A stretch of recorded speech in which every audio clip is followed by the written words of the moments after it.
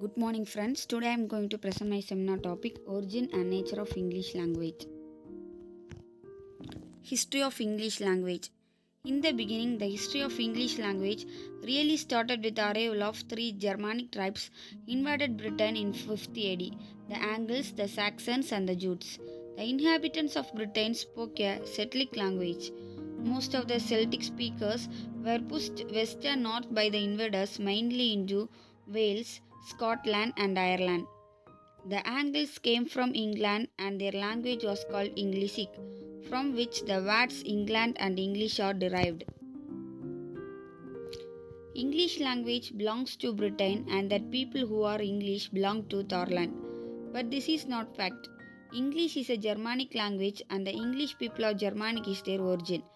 English is a West Germanic language that originated from Anglo-Frisian dialects brought to Britain in the mid 5th to 7th centuries AD by Anglo-Saxon migrants from now northwest Germany, southern Denmark and the Netherlands.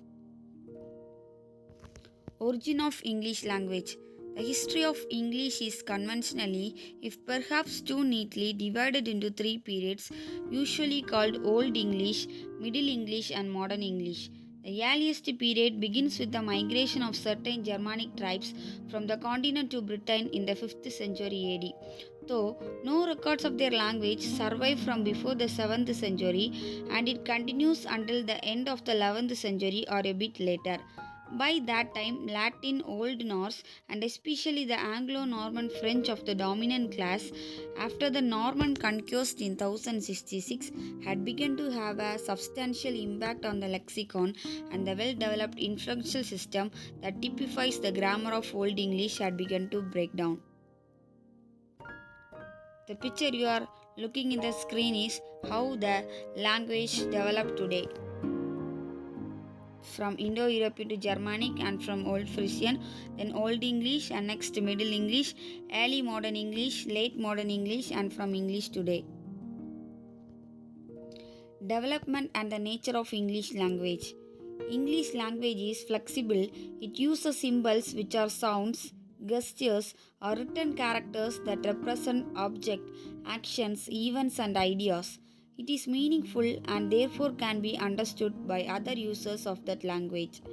The evolution of spoken English began from the 5th century with waves of attack and eventual occupation of the Angles, Saxons, Jutes and Frisians. They spoke the same West Germanic tongue but with different dialects.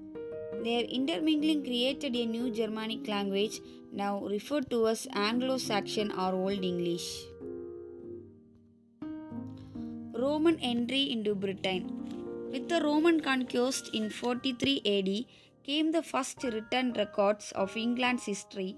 Julius Caesar had of course paid earlier visits to Britain in 55th and 54th BC. However, these had only been to please his adoring public back home in Rome. In 43 AD, the Emperor Claudius resumed the work of Caesar by ordering the invasion of Britain under the command of Aulus Plautius. The Romans quickly established control over the tribes of present-day southern eastern England. The Romans never did succeed in subduing all of Britain. They always had to maintain a significant military presence to control the threat from the unconquered tribes. But most people in southern Britain settled down to Roman order and discipline. The Romans lived in Rome, a city in the center of the country of Italy.